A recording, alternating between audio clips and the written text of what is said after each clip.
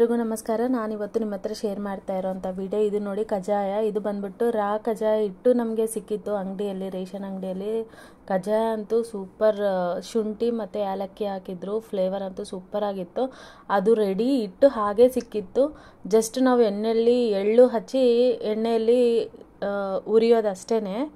ಸೂಪರಾಗಿತ್ತು taste ಅಂತೂ. ನಾನು ಮಾಡ್ತಾನೆ ಒಂದು 2-3 ತಿನ್ಕೊಂಡು ಅಷ್ಟು ಚೆನ್ನಾಗಿತ್ತು. ನಂಗೆ ಮುಂಚೆನೇ ಕಜ್ಜಾಯ ಅಂದರೆ ತುಂಬ ಇಷ್ಟ, ಬಟ್ ಈ ಕಜ್ಜಾಯ ಟೇಸ್ಟ್ಗಂತೂ ಫಿದಾ ಆಗಿಬಿಟ್ಟಿದೆ, ಅಷ್ಟು ಚೆನ್ನಾಗಿತ್ತು. ಅದು ಕವರ್ದು ಫೋಟೋನೂ ತಗೊಂಡಿದ್ದೀವಿ, ಮತ್ತೆ ತೊಗೊಳ್ಳೋಣ ಅಂತ, ಅಷ್ಟು ಚೆನ್ನಾಗಿತ್ತು. ಬಟ್ ಅದು ಅಂದರೆ ಅದು ರೆಡಿ ಇಟ್ಟು ಸಿಕ್ಕಿತ್ತು ನಮಗೆ, ಜಾಗರಿ ಪೌಡರ್ಗೆ ಫ್ರೀಯಾಗಿ ಬಂದಿತ್ತು. ಸೊ ಮತ್ತೆ ಅದನ್ನೇ ಹೋಗಿ ರೇಷನ್ ಅಂಗಡಿಯಲ್ಲಿ ಹೇಳಿದ್ರೆ ಕೊಡ್ತಾರಲ್ವ, ಸೊ ಹಾಗಾಗಿ ಫೋಟೋನೂ ತೊಗೊಂಡಾಯ್ತು. ಆದಮೇಲೆ ಪನ್ನೀರ್ ಕರಿ ನಾನು ಯಾವ ರೀತಿ ಮಾಡ್ತೀನಿ ಅಂತ ನಿಮ್ಮ ಹತ್ರ ಶೇರ್ ಮಾಡ್ತಾಯಿದ್ದೀನಿ.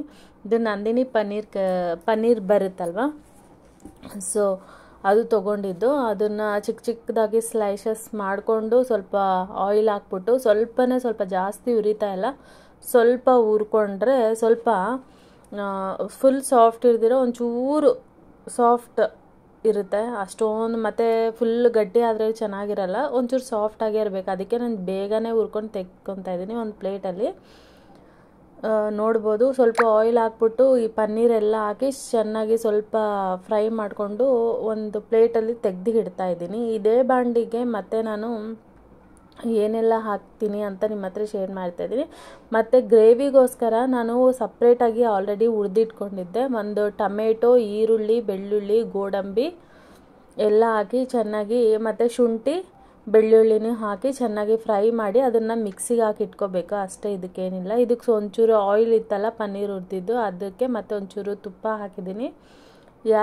ಮತ್ತು ಏಲಕ್ಕಿ, ಇದು ಬೇ ಲೀಫ್ ಬರುತ್ತಲ್ವ ಪಲಾವ್ ಎಲೆ, ಅದು ಮತ್ತು ಲವಂಗ, ಚಕ್ಕೆ ಹಾಕಿ ನಾನು ಏನೆಲ್ಲ ಹೇಳಿದೆ, ಟೊಮೆಟೊ, ಈರುಳ್ಳಿ ಎಲ್ಲ, ಗೋಡಂಬಿ ಎಲ್ಲ ಪೇಸ್ಟ್ ಮಾಡಿ ಇಟ್ಕೊಂಡಿದ್ದೆ ಅಲ್ವಾ, ಮಿಕ್ಸಿಗೆ ಹಾಕಿ ಅದು ಹುರ್ಕೊಂಡ್ಬಿಟ್ಟು ಮಿಕ್ಸಿಗೆ ಹಾಕಿ ಆ ಪೇಸ್ಟ್ನ ಹಾಕಿ ಚೆನ್ನಾಗಿ ಮಿಕ್ಸ್ ಮಾಡಬೇಕು. ಮಿಕ್ಸ್ ಮಾಡಿ ಆದಮೇಲೆ ಪನ್ನೀರ್ ನಾವು ಹುರಿದಿಟ್ಕೊಂಡಿರ್ತೀವಲ್ಲ, ಆ ಪನ್ನೀರ್ ಹಾಕಿ ಸ್ವಲ್ಪ ಲಾಸ್ಟಲ್ಲಿ ಕಸ್ತೂರಿ ಮೇಥಿ ಹಾಕಬೇಕು. ನಮಗೆ ರುಚಿಗೆ ತಗ್ನಾಗೆ ಎಷ್ಟು ಬೇಕೋ ಅಷ್ಟು ಉಪ್ಪು. ನಾವು ಏನಾದರೂ ಹುರಿತಾ ಇರ್ತೀವೋ ಆವಾಗೇ ಒಣ ಮೆಣಸಿನ್ಕಾಯಿ ಹಾಕ್ಕೊಂಡಿದ್ದೆ ನಾನು, ಅದೇ ಖಾರ ಸಾಕಾಗುತ್ತೆ. ಲಾಸ್ಟಲ್ಲಿ ಆ ಪನ್ನೀರೆಲ್ಲ ಹಾಕ್ಬಿಟ್ಟು ಕಸ್ತೂರಿ ಮೇಥಿ ಹಾಕ್ಬಿಟ್ರೆ ಚೆನ್ನಾಗಿರುತ್ತೆ. ಇದು ಬಂದ್ಬಿಟ್ಟು ಪರೋಟ ಮತ್ತು ಚಪಾತಿಗೆಲ್ಲನೂ ಈ ಪನ್ನೀರ್ ಕರಿ ಚೆನ್ನಾಗಿರುತ್ತೆ. ಸಿಂಪಲಾಗಿ ಮಾಡ್ಬೋದು, ತುಂಬ ಟೇಸ್ಟಿಯಾಗಿರುತ್ತೆ. ನೀವು ಯಾವ ರೀತಿ ಪನ್ನೀರ್ ಕರಿ ಮಾಡ್ತೀರಿ ಅಂತ ನನ್ನ ಹತ್ರ ಶೇರ್ ಮಾಡಿ. ಪನ್ನೀರ್ ಕರಿಗೆಲ್ಲನೂ ಫೈನಲ್ ಆಗಿ ನಾವು ಹಾಕ್ತೀವಲ್ವ ಕಸ್ತೂರಿ ಮೇಥಿ, ಅದೇ ಫ್ಲೇವರ್ ಗಮ್ಮ ಅಂತ ಇರುತ್ತೆ.